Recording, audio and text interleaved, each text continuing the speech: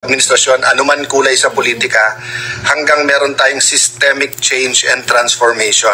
So kagabi, I talked a little bit about transformation at hindi lang change.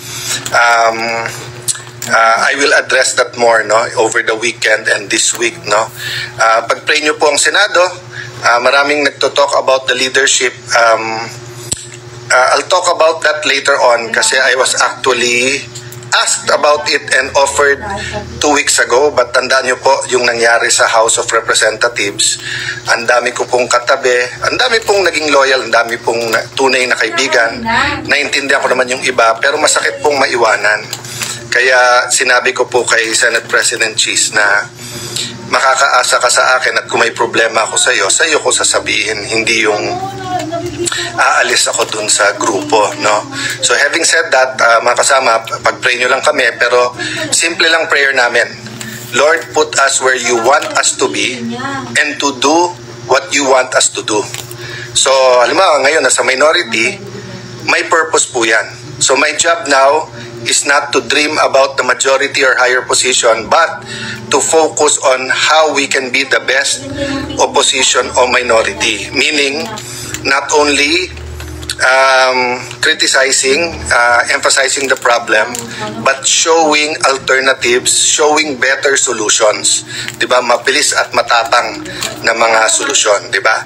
So, we're talking about self-governance. Pwede ko bang itawid yon dun sa verse po sa Bible? At kung ano man ang ating religion po, ito po ay para sa lahat. Mga kapatid, pag-pray po natin mga magbabar exam, pag-pray po natin next generation, lahat ng magiging professional, lahat ng estudyante, sila ang pag-asa natin Kung gusto natin ng tunay na pagbabago, dapat generational yung change at transformation.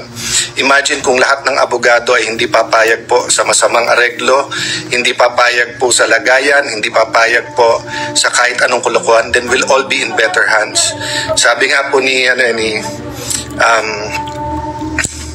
one time nabanggit ko po at nagagalit dad ko pagka naglo-lawyer jokes ako kasi isa niyang mission in life talaga is yung bumalik ang faith sa gobyerno, sa police, sa fiscal, sa lawyers, di ba? Nasabi po kasi ni Shakespeare yon na if you want justice, first kill all the lawyers. But it's not meant to be a joke. May konting sarcasm doon kasi nga dapat kung mas maraming abogado, mas may justice, di ba? Kaya lang nga, tao din yung abogado, so minsan, nadadala din sa mali, di ba? So, self-governance, di ba? So, kung abogado ka, kung accountant ka, kung ikaw ay engineer, kung ikaw ay janitor, kung ikaw ay barista, if you govern yourself and do what is right, we're one giant step towards having the kind of nation that God wants us to have, di ba? And that's why you have to live by faith, not by sight. Yun yung idadagdag ko tonight, yung biblical verse, and it's applicable to all religions. Live by faith, not by sight. Kasi ilan po kayang gold medalist natin dapat sa Olympics na hindi natuloy kasi hindi sinuportahan ng pamilya, hindi sinuportahan ng gobyerno, kaya they acted by sight and not by faith, di ba? So, acting by faith, reflection ko, yung leading sa akin ngayon gabi ng Lord Holy Spirit, is not only individual, it's also a community.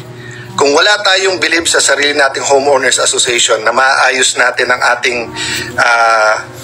ating pong kalye or ang ating homeowners, ang ating pong village, hindi po maayos yan. Kung wala tayong faith sa ating barangay, na maayos natin, malilinis natin ating barangay, hindi mangyayari.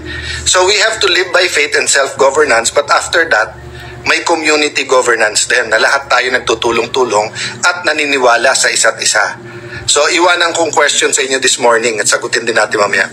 Naniniwala ba kayo na kahit anong laki ng corruption, kasama na po ito ngayon sa flood control, ito pong mga ghost projects, naniniwala po ba kayo na kaya natin yan bilang mga Pilipino? Naniniwala ba kayo na ang Diyos meron ng victory at may solusyon na para sa atin? Kasi pag inulit-ulit natin walang pag-asa, maaaring walang pag-asa sa politikong ito, walang pag-asa sa sistemang ganyan, wala tayong pag-asa kay ganito, kay ganyan. Pero may pag-asa tayo sa Panginoon. At sino ba pakikilusin ng Panginoon? Sarili mo muna. At after yung sarili mo, pamilya mo. After pamilya mo, community mo. palaki ng palaki, di ba? So it might sound like such a hard or long-term, etc. But ba't ba tayo naghahanap ng easy solution na hindi naman nagwo-work? Di ba? So, halimbawa, sabihin lang, ano sakit sa, anong gamot sa sakit ng XYZ, halimbawa, diabetes, obesity, high blood, etc. No?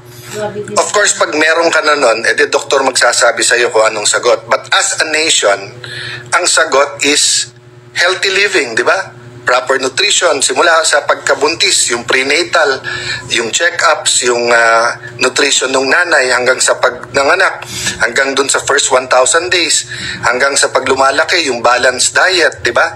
Lahat yun po ay part ng self-governance eh. So mahilig po kasi tayo lahat na yumaman muna tapos bumili ng gamot. Eh hindi mo naman kailangan ubusin ang iyong health at pag mayaman gamitin na mo ang wealth para sa iyong health, di ba? Pwede naman balance. Ang plano po ng Panginoon is every step of the way.